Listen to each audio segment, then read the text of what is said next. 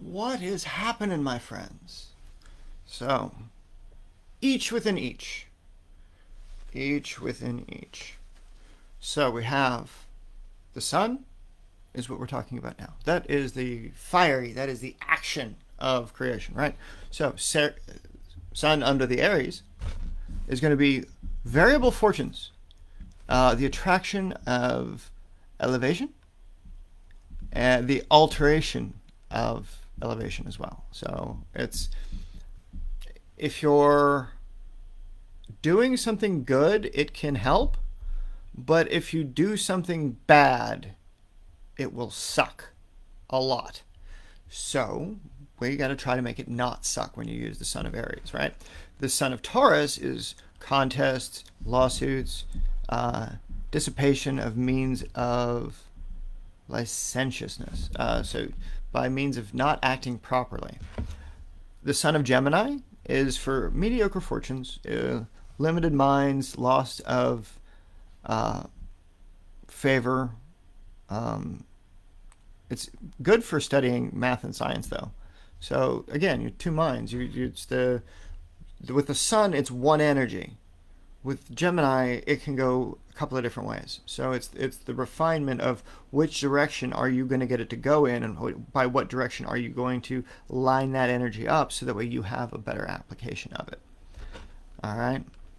So the Sun of Leo is for great elevations and proud self-confidence, especially if a fortunate house or good aspects of life.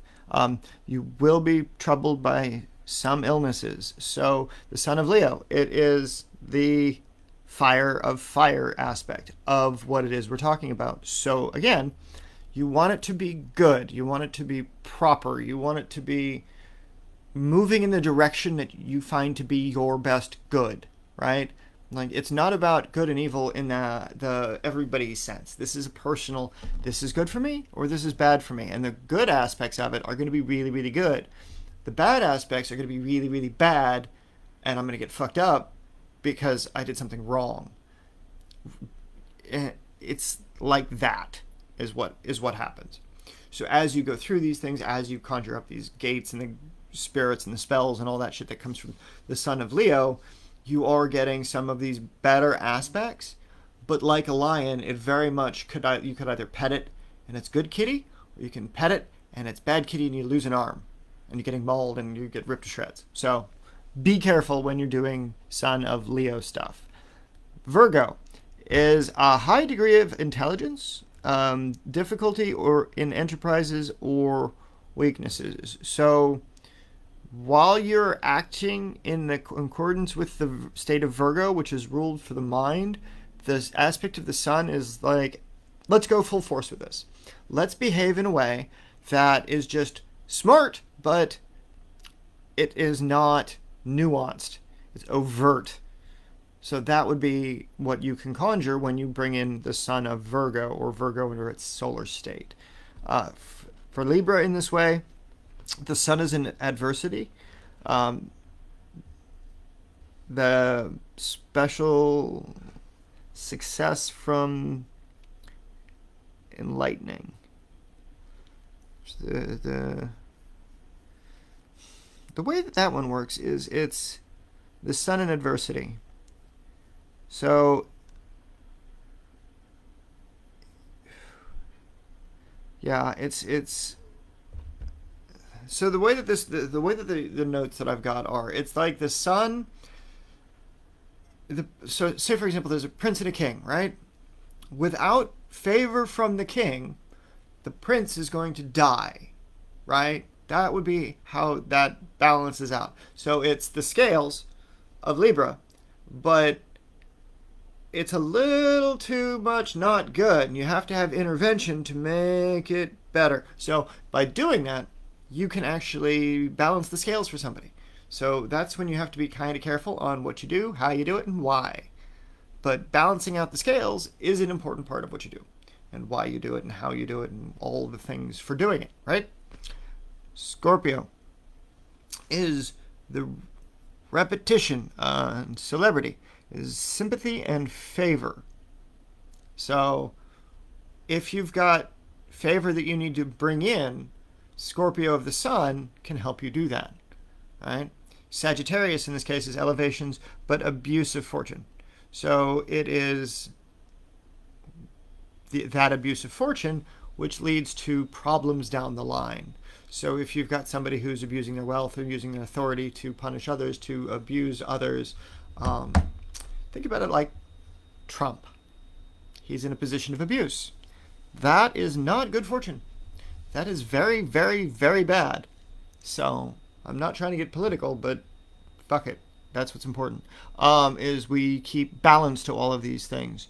So the sun of Capricorn, its reputation, celebrity, vicissitudes of success in enterprises. What does that mean? That means the sun of Capricorn, in this case being conjured, will help you succeed through the challenges and changes that need to occur in the work you're doing. So as you go through and as you develop these kinds of things, you are in a better relationship when you use the sun of Capricorn, even though Capricorn is a Saturnine planet. By true nativity standards, like it is a Saturnine dark energy. It is firm. It's a firm foundation for what you do. Like you act right, you behave right with the channeling of the solar energy, and you do put it into work through Capricorn. It'll help you as a support for your manifestations. The Aquarius state of the sun in this case is elevation, but very seldom faithful. It vacillates between fortune degrees. It's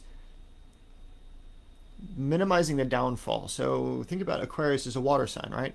Sun into water, you get the steam. So in this way, Sun and Aquarius is going to be like a boiling pot of hot water. It could be good, it could be bad, depending on what it is you're doing. Are you making tea? Hot water is good.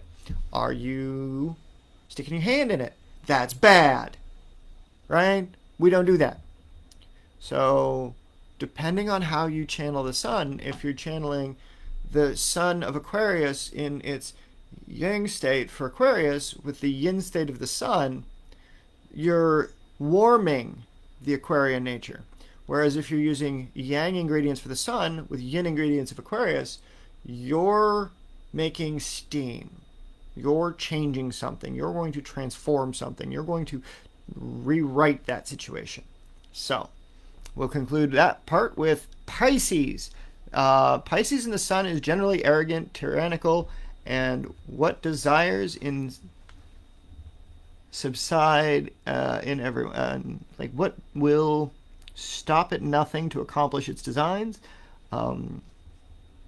Struggle with resistance, and a painful struggle at that.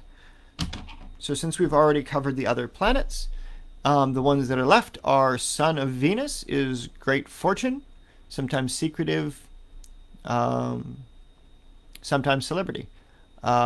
It's good fortune for life, though. You're shining light on life. That's in that way, it's a good thing. The Sun of Mercury is rich faculties and the lead of fortune, wisdom, eloquence, and imagination. The Sun of the Moon is some adversity, but it diminishes fortune and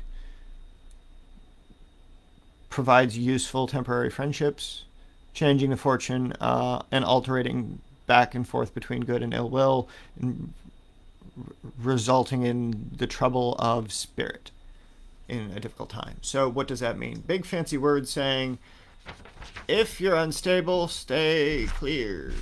If you're not...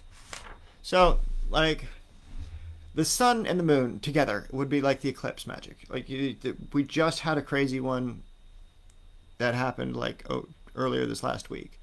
And it's that kind of energetic change when the sun, all force, all reflection, come together. They become one celestial body, one celestial pillar, as it were. So as you're working with those energies and you're bringing them into your environment, you're bringing them into your spellcraft, they're going to change the way that those behaviors work. They're going to change the way that the foundation of those behaviors work. So that what you do, why you do it, how you do it, is either a reflection of good, or you're reflecting back the bad, so that way what you deal with doesn't suck quite as much. So Thank you for joining me with this video, and I will chat with you later, my friends. Stay safe, y'all.